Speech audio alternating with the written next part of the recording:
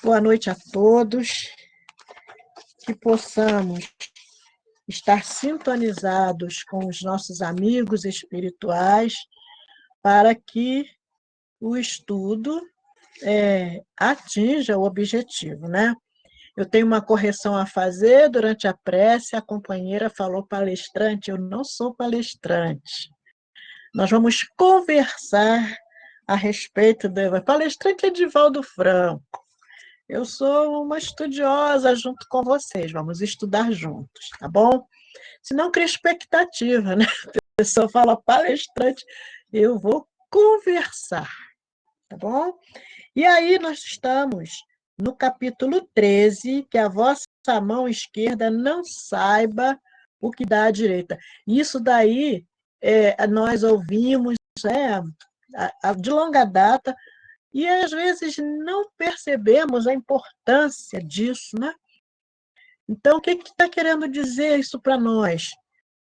Que aquilo que eu faço pelo outro não precisa ser propagado, que seja feito em silêncio, porque não há necessidade de propagar, por quê? É como está no Evangelho, no Evangelho mesmo, né? Se você espera as recompensas da terra, quando você chegar no céu, não tem recompensa, porque você já buscou a recompensa na terra. Então, aquilo que nós fazemos de coração, silenciosamente, sem alarde, são tijolinhos na nossa construção espiritual, quando nós fazemos pelo bem do próximo, não é? Por isso que uma mão não deve saber o que a outra faz. Então, esse título é muito, assim, tem material, só o título tem material para nós conversarmos bastante, né? Mas nós vamos ficar com a instrução dos espíritos, a caridade material e a caridade moral, nos dois itens 9 e 10. E aí eu vou fazer uma leitura rápida para nós nos situarmos, e depois vamos conversando. A caridade... Não, vamos ler o tópico. Amemo-nos uns aos outros, é o item 9. Amemo-nos uns aos outros e façamos aos outros o que queremos que os outros nos façam. Ontem, no estudo que nós estávamos participando, né, foi comentado sobre isso, né? Fazer ao outro o que eu gostaria que o outro me fizesse, já está implícito aí o quê? Uma ação, não é? Não é aquela acomodação de não fazer ao outro o que eu não gostaria de receber.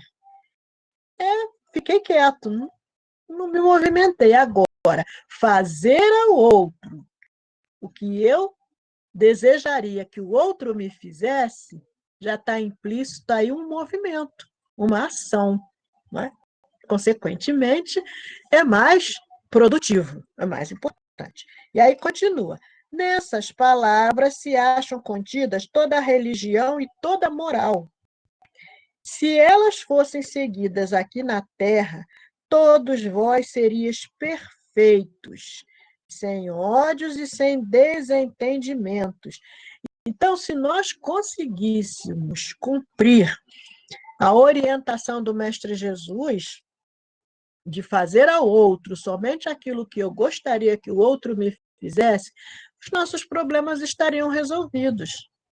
Por quê? Porque nós estaríamos vivendo em plena harmonia. Nós estaríamos oferecendo o melhor que estivesse ao nosso alcance. Porque nós vamos querer o melhor para nós. Consequentemente, estaríamos dando ao companheiro aquilo que tiver ao nosso alcance de melhor. E aí, o mundo não estaria mais presa do egoísmo, do orgulho, da vaidade, todas essas dificuldades que tornam a nossa caminhada mais espinhosa, mais penosa e mais demorada. Não é? E aí, continuando, ela diz, a irmã Rosália, e eu ainda diria mais, sem pobreza, porque do supérfluo da mesa de cada rico muitos pobres se alimentariam, e não verias mais nos sombrios quarteirões em que habitei durante a minha última encarnação pobres mulheres arrastando atrás de si crianças miseráveis, carentes de tudo. E aí nós nos lembramos da parábola do rico e Lázaro, né? Que o rico tinha de sobra, aí não oferecia ao pobre, que era Lázaro, que estava ali esperando as migalhas para se alimentar. E o que aconteceu, né? No plano espiritual, ele viu Lázaro numa posição muito melhor que a dele. E ele não soube plantar, ele não foi caridoso, né?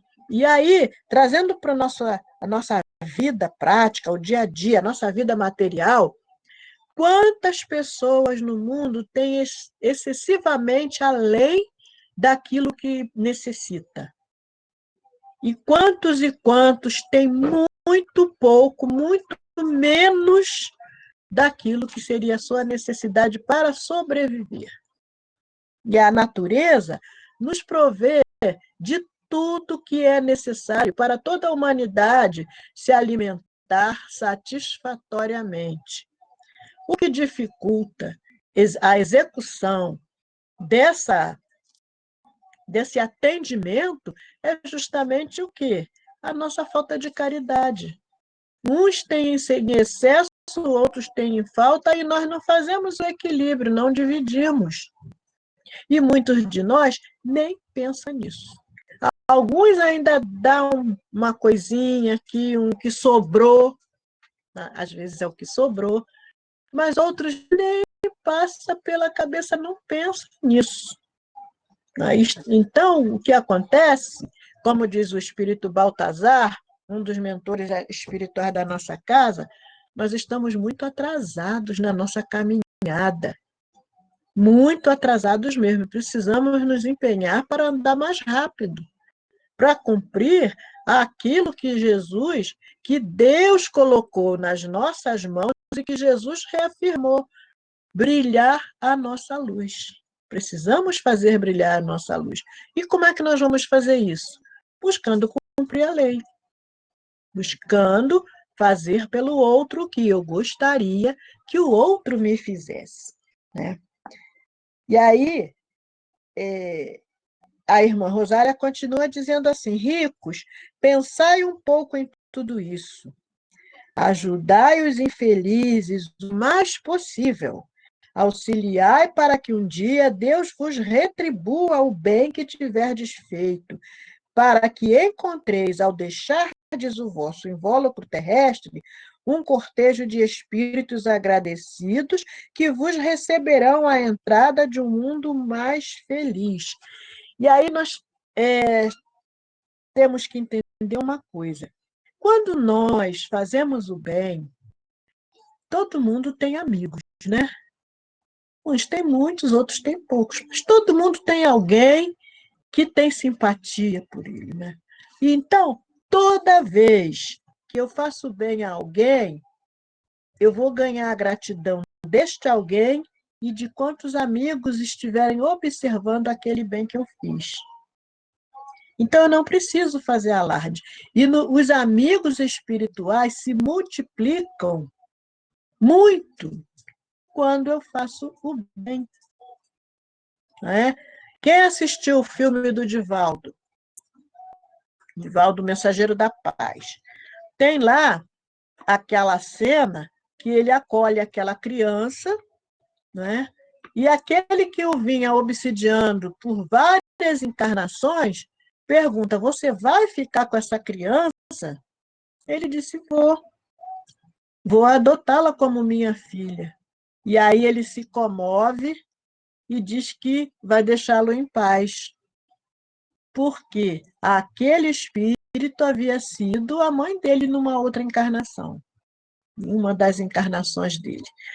Então, a bondade dele para com aquele bebezinho que estava desamparado, precisando de um acolhimento, precisando de um lar, fez com que aquele espírito que perseguindo, o vinha perseguindo por várias encarnações, percebesse que era hora de parar.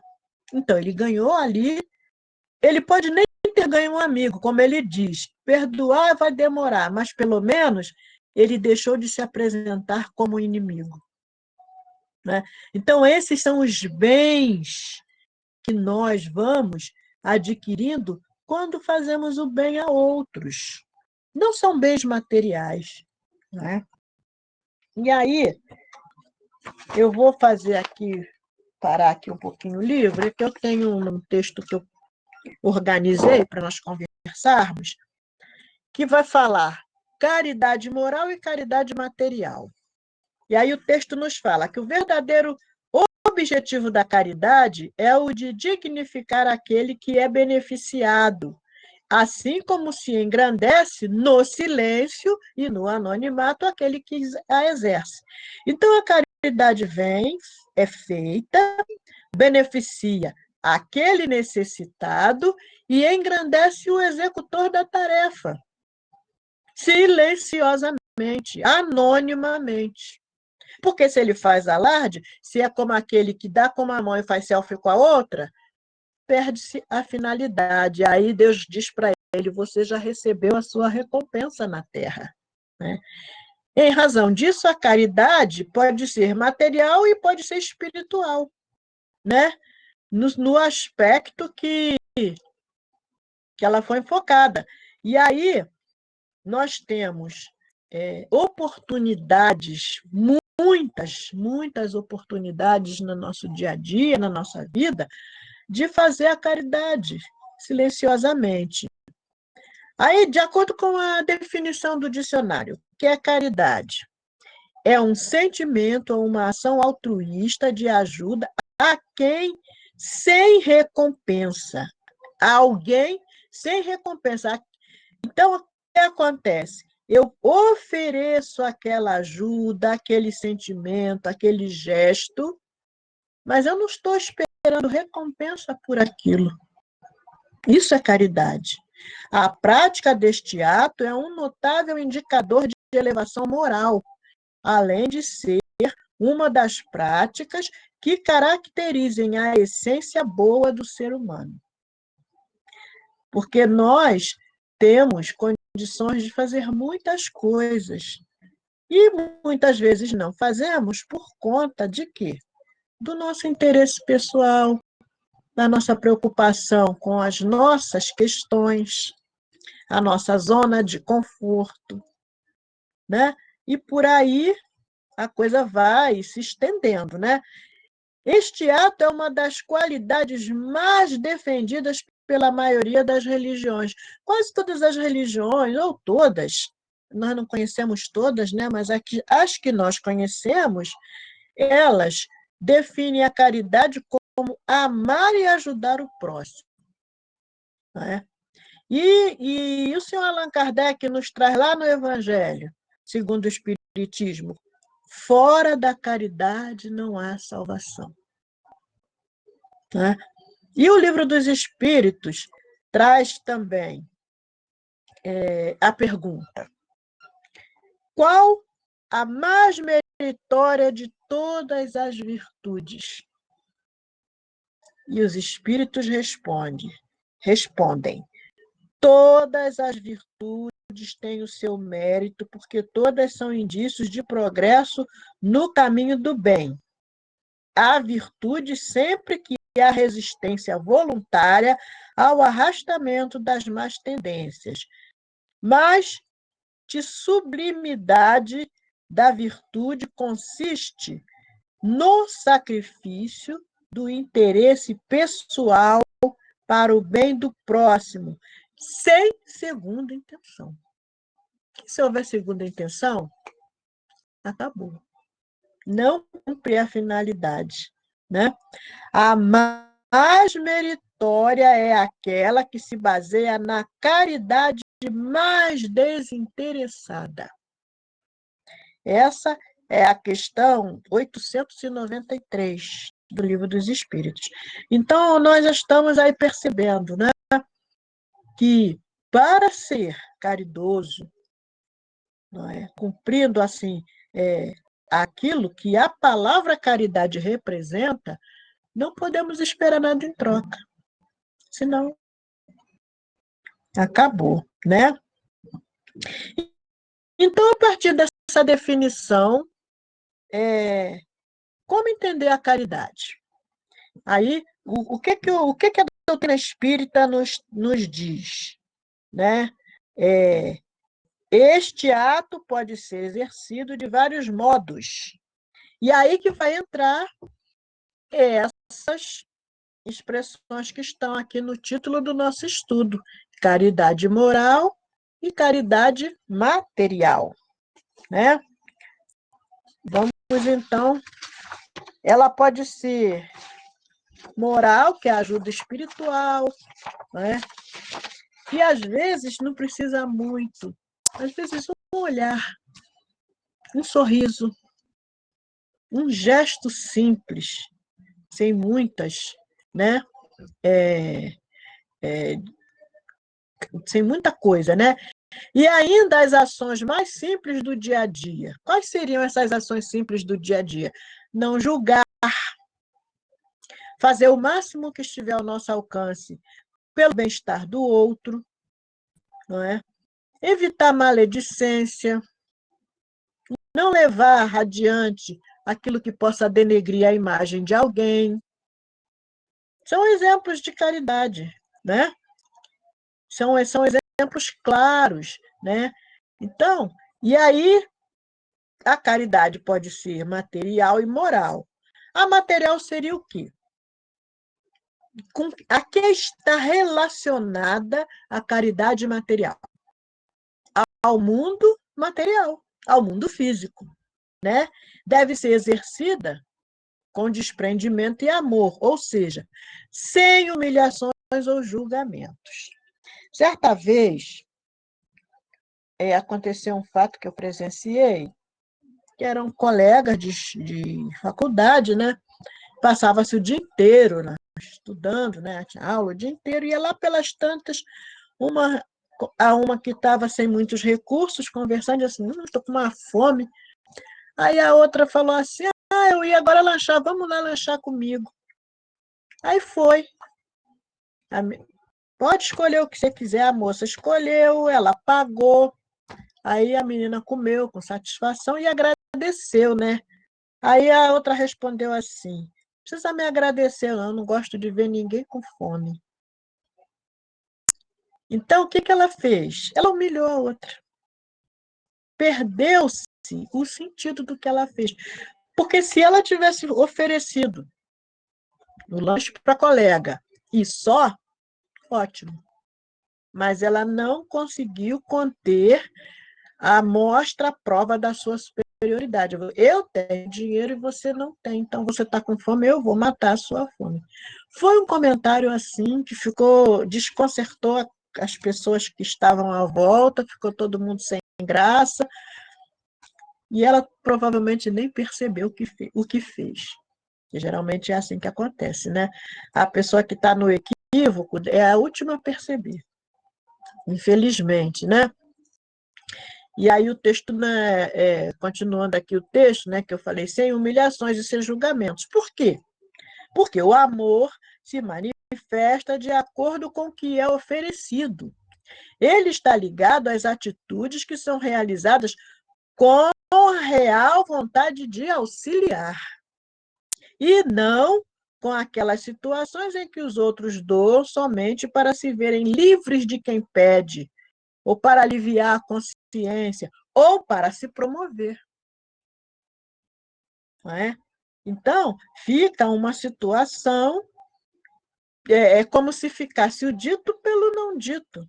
Ela estendeu a mão, mas fez alarde, trouxe uma palavra que evidenciou a inferioridade material do outro, humilhou. E aí perdeu-se no caminho, né? Agora, e a caridade moral? A caridade moral entendida por Jesus está lá no Livro dos Espíritos, na questão 886. Quem lembra? Como benevolência para com todos, indulgência para as imperfeições alheias e perdão das ofensas. Lembram disso? O famoso BIP? Benevolência, indulgência e perdão. Então, esta é a visão moral de caridade trazida por Jesus, né? Mas aí nós temos alguns tipos de caridade moral, porque a caridade material nós já sabemos, né? Oferecer um prato de comida, pagar uma passagem, não é? Oferecer um casaco para quem está com frio. E na maioria das vezes nós oferecemos o que sobra, essa é a realidade. Porque aí nós nos lembramos de quê? Do óbolo da viúva, que ela deu aquilo que lhe faria falta. Ou aquela outra que doou a agulha, que era a única coisa que ela podia doar, que era usada para o seu ganha-pão. Mas ela não tinha nada para doar, sentiu necessidade de fazer a doação e doou aquela agulha e depois ficou aguardando o que aconteceria. E provavelmente, eu não sei o desdobramento dessa passagem, mas com toda certeza ela foi amparada e teve à sua disposição outro meio de se sustentar, ou outra agulha, talvez, eu não sei. Mas vamos ver alguns exemplos de caridade moral? Por exemplo, a caridade verbal. Lá na casa nós tínhamos uma senhora, que foi uma das fundadoras da nossa casa, que ela dizia assim: é preciso exercer a caridade da língua, ou seja, presta atenção no que fala, presta atenção. Então, a caridade verbal pode ser feita através de palavras consoladoras, esclarecedoras, edificantes, né? Aí no livro Horizonte da Fala, que eu tenho aqui, eu não sei se vai dar para vocês verem por causa do plano de fundo, está espelhado, não dá para ver, mas é de Miramês esse livro. Muito, muito interessante, eu estou lendo. Miramês nos fala o seguinte: o verbo é um dos tesouros do Espírito, uma dádiva de Deus a seus filhos. Então, nós precisamos ter muito cuidado com a nossa fala, porque através da fala nós edificamos, mas também destruímos. Então, precisamos ter cuidado, né? Aí vem a caridade mental. Ondas mentais de prece, perdão, amor, são formas de exercer a caridade mental. E aí vem a seguinte pergunta: que tipo de pensamentos eu estou emitindo? Como eu estou vibrando? Aí no estudo que nós estamos fazendo para o encontro de Joana de Ângeles, estávamos falando da obsessão no lar, não é? Não vamos entrar em detalhes, que não é o assunto de hoje. E aí falou-se o seguinte, que muitas vezes há uma discordância em algum tema, e aí não vou falar nada para não brigar. Não falou nada, mas vibrou mal, ficou irritado, ficou com aquele sentimento azedo o dia todo. Ou seja, ele levou a discórdia para o lar do mesmo jeito, da mesma maneira que se tivesse falado. A única diferença é que o outro, não tendo acesso aos pensamentos dele, não respondeu nada, mas registrou a vibração e vibrou mal também. E abre portas para quantos quiserem participar daquele momento. Nós sabemos que estamos cercados, como nos diz nosso irmão Paulo de Tarso, de uma nuvem de testemunhas, né? E aí, de acordo com o nosso pensamento, nosso sentimento aqui, de como estamos vibrando, são as testemunhas que vamos atrair para nosso convívio. Olha a falta de caridade mental, né? E o gestual? O gestual é importantíssimo. Existe até um livro com o título de O Corpo Fala, porque nós temos toda uma linguagem corporal. Aí o gestual pode ser amistoso através do aperto de mão, do abraço, um carinho, um sorriso, né? Mas existe uma linguagem corporal muito clara também quando a situação não é edificante, quando a situação não é produtiva, né? E aí é possível que nossa atitude vá entristecer alguém, vá trazer desânimo, né? Aí são aquelas famosas, como me desculpe o termo vulgar, as famosas caras e bocas que nós fazemos. Né? Muitas vezes nós estamos ali prestando atenção no que o outro está falando, não falamos nada, mas a nossa expressão totalmente contrária, totalmente de reprovação, de crítica, e o outro percebe. Né? E isso é muito comum, sabe quando? Quando você está num grupo de pessoas que têm estudo, que sabem falar corretamente, e aí tem um que fala errado, que, que se expressa mal, aí ficam aquelas caras de um olhando para o outro, quase rindo da pessoa, aí a pessoa se sente mal com aquilo. Faltou caridade ali, faltou caridade no gestual, não é? Porque o corpo fala, e nós expressamos até o que não queremos expressar, né? E aí, Miramês nos traz uma frase muito boa. As expressões do teu rosto são uma fala sem sons audíveis aos ouvidos da carne. Então, olha isso. Eu não tenho como trazer aquilo audivelmente para os ouvidos materiais, mas tudo que eu senti foi colocado ali, na frente daquela pessoa. Aí a pessoa percebeu, ouviu no seu íntimo, registrou. E isso é terrível, né? E tem a questão da caridade mediúnica. Como é que é isso, caridade mediúnica? Como é que pode acontecer isso? Né? É aquele amparo tanto aos encarnados quanto aos desencarnados. Né? Quer ver uma questão muito interessante? Quem trabalha no socorro espiritual, que é o atendimento aos espíritos que incorporam, antigamente chamava-se de desobsessão, né? Mudou-se o nome porque nem todo espírito é obsessor, a maioria é sofredor. Aí ele está ali naquele trabalho e mentalmente está julgando o espírito, está reprovando a atitude dele. Pensa que ele não está recebendo aquilo? Ele recebe. Por quê? O atendimento se faz muito mais pelo sentimento do que pelas palavras. E aquele espírito que está ali está recebendo aquilo tudo. Ou pode ser com o encarnado, eu vou prestar um atendimento fraterno. Aí a pessoa senta, começa a conversar comigo e começa a falar as suas dificuldades. E aí você ouve aquilo e pensa, mas ele está desesperado por isso? Né?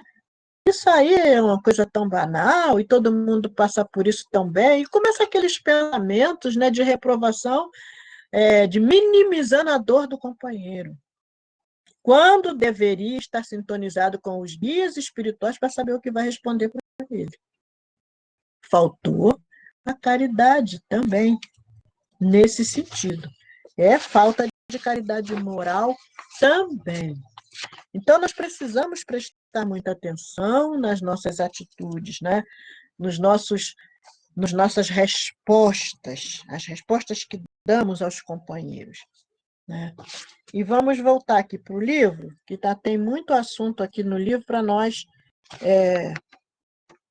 colocarmos. Não tem muito tempo, mas assunto ainda nós temos aqui bastante. O item 10 é bem grande. Mas vamos concluir aqui comentários do item 9, né?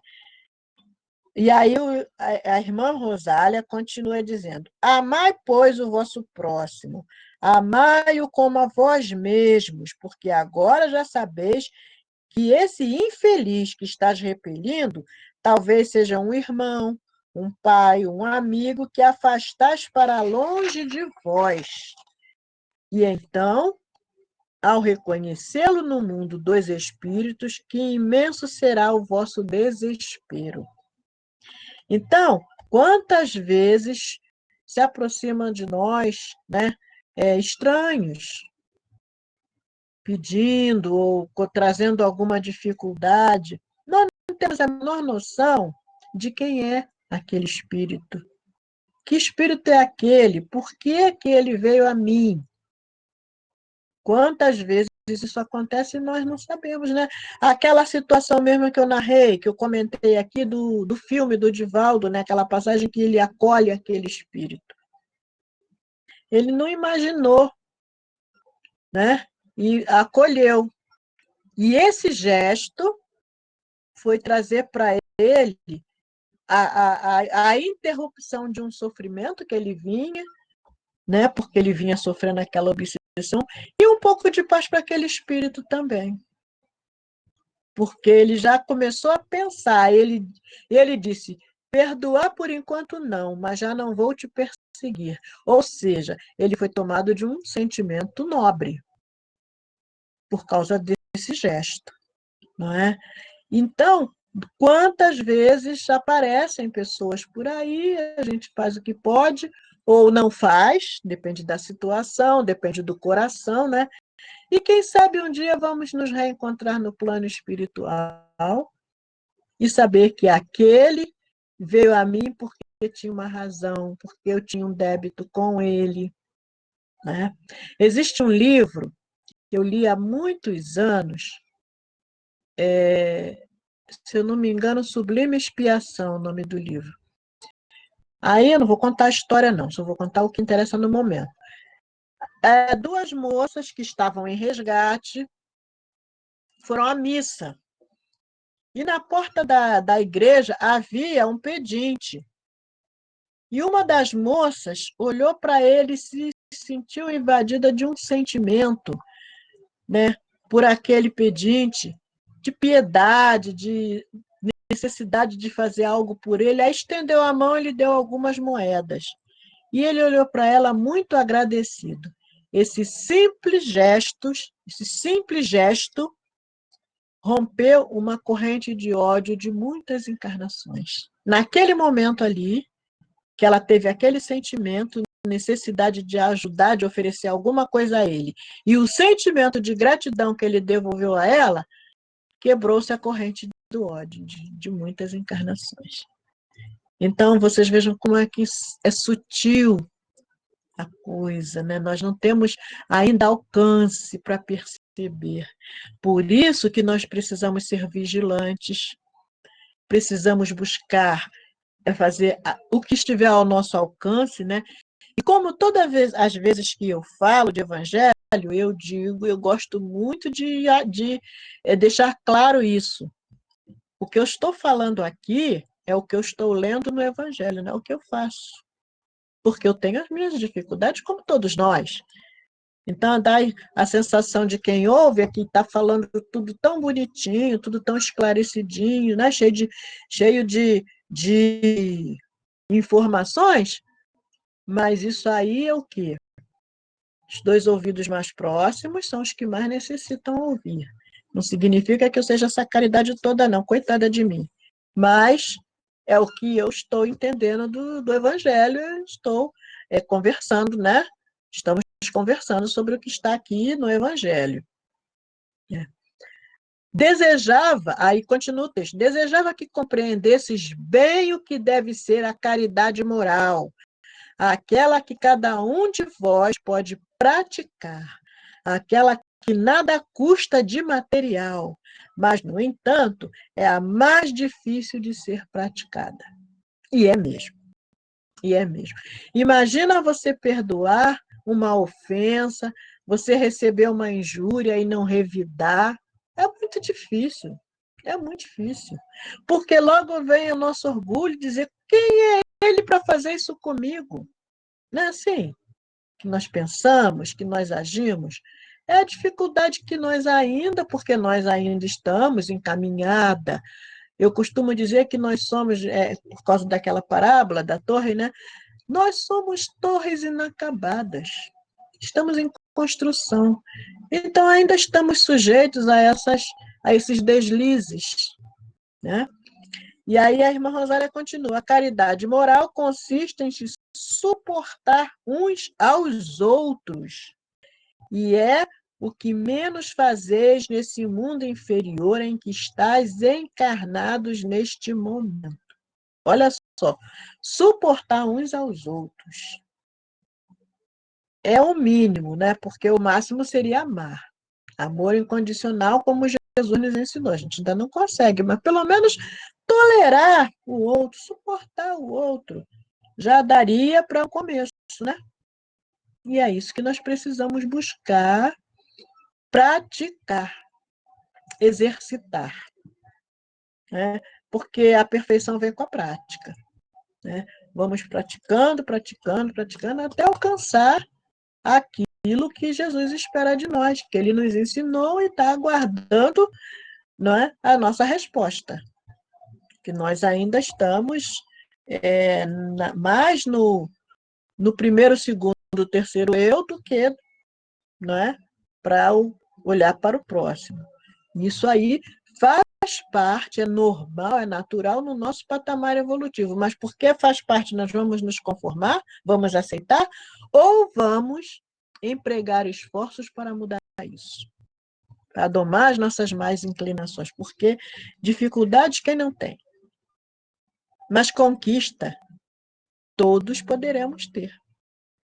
Aí nós temos que fazer o quê? Empreender esforços, fazer uso da potência da alma que alavanca todas as outras, que é a vontade, segundo Leon Denis nos fala, né? Lá no Problema do Ser e do Destino. As potências da alma, das quais a vontade é a mais importante. Então, nós precisamos fazer o uso, colocar essa potência em prática, exercitando cada coisinha pequenininha dessa que nos parece tão difícil, tão grande, né? E aí a irmã Rosália continua: existe um grande mérito, acreditai no que digo, em alguém saber calar para deixar que fale outro mais tolo, pois essa atitude também é uma forma de caridade. Isso aí, às vezes, você vê, né, no meio de uma conversa, e vem aquele que fala outras coisas completamente diferentes do que se está conversando, fala bobagens. Aí eu lembrei ouvi isso essa semana, não sei se foi na palestra pública, eu não sei, eu ouvi isso nessa semana dizendo o seguinte, que Chico Xavier tinha uma pessoa morava por lá, por perto dele, que toda vez se aproximava dele e, e dizia, contava anedotas de baixo calão. E ele ficava constrangido com aquilo, porque ele não estava acostumado com aquele linguajar, com aquelas coisas, e a pessoa sempre chamava ele e contava aquilo, e ele ficava constrangido. Aí ele passou a fugir da pessoa. Ele enxergava a pessoa ali, ele já entrava no outro caminho para não encontrar com a pessoa. E aí Emanuel perguntou para ele assim: você está fugindo dele por quê? Aí ele explicou: porque ele gosta de contar essas anedotas e eu fico constrangido, eu fico envergonhado, eu não estou acostumado. Aí Emmanuel disse para ele: mas é o que ele tem para dar. Ele não tem outra coisa para dar. E você teria caridade você se conseguisse ouvi-lo. Olha que coisa séria, né?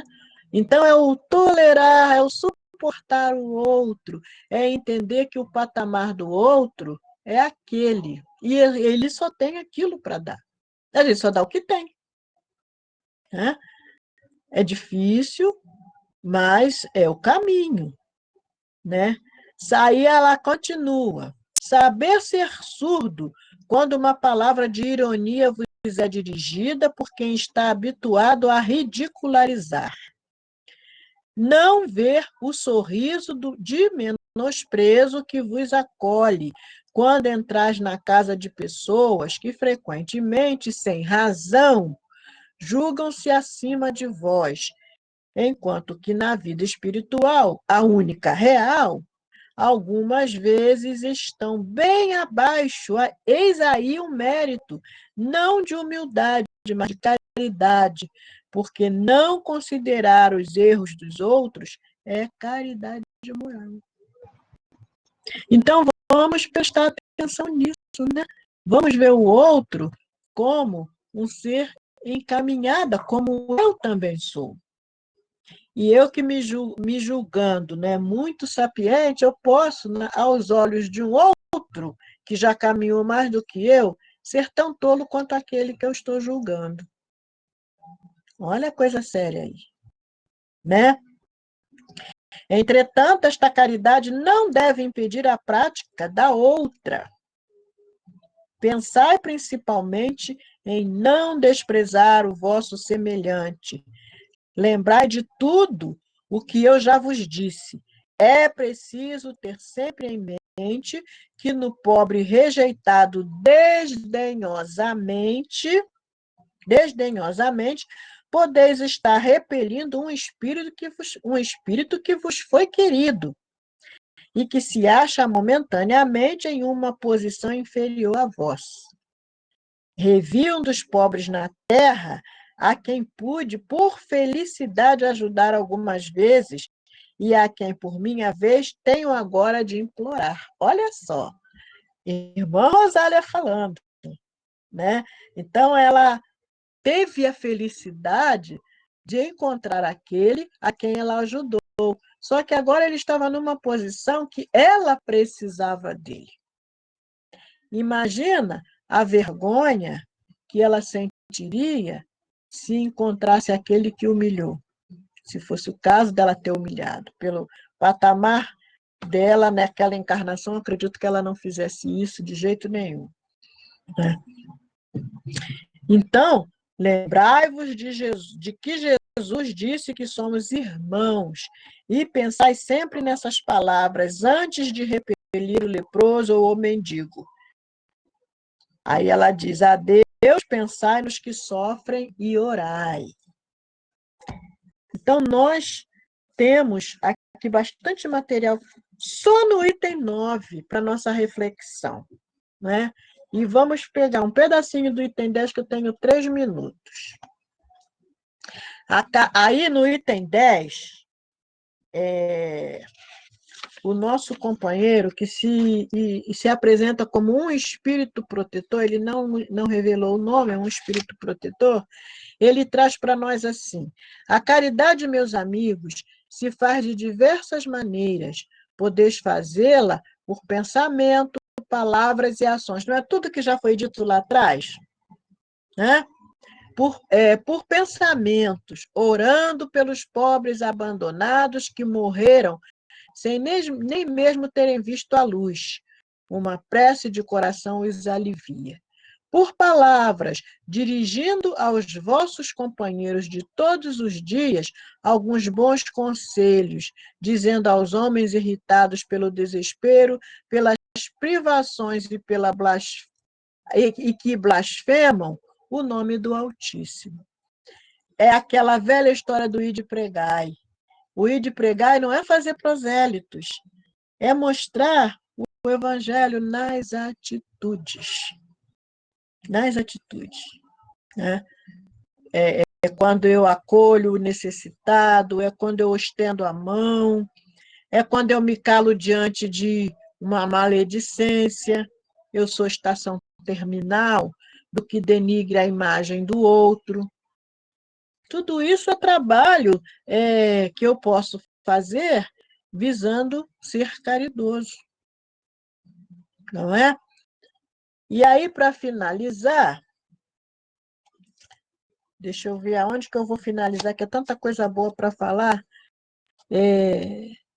Quando o idoso está desanimado, né? Quer ver uma coisa que é muito interessante? Quando uma pessoa tem condições de estudar aos 60, 70 anos, e aí as pessoas, às vezes, até fazem brincadeira, né? Tá estudando tanto para quê? Já está perto da morte, já está idoso, não sei o quê. Primeira, que nós temos conhecimento, não se apaga e nós temos vidas e mais vidas pela frente, né? E segunda, é um sonho realizado que aquela pessoa só conseguiu naquela idade. Temos que valorizar, temos que aplaudir, temos que incentivar, estimular, não é? E não deixar de lado, porque seria muita, muita falta de caridade, né? Aí ele diz, o Espírito Protetor diz: Deus, porém, sua misericórdia infinita, colocou no fundo do vosso coração uma sentinela vigilante que se chama consciência. Então, tudo que nós fazemos, a nossa consciência está ali, né? E quem é que vai nos julgar, se não a nossa consciência? O nosso juiz é a nossa consciência, né? E para finalizar, agora finalizando de verdade, nós temos aqui o último parágrafo que o Espírito Protetor nos traz, que ele diz: Meus amigos, a cada novo regimento o general entrega uma bandeira. Eu vos dou esta máxima do Cristo: amai-vos uns aos outros. Praticai esse ensinamento, reuni-vos todos em torno desse estandarte e dele recebereis a felicidade e a consolação. Então, o dia que nós estivermos prontos para cumprir esse ensinamento do Mestre Jesus, nós não precisaremos mais ficar aguardando o mundo de regeneração, porque ele já estará instalado. Agora depende de cada um de nós. A tão sonhada terra regenerada depende de cada um de nós. Enquanto eu olho o que o outro deveria fazer, eu esqueço qual é a minha obrigação.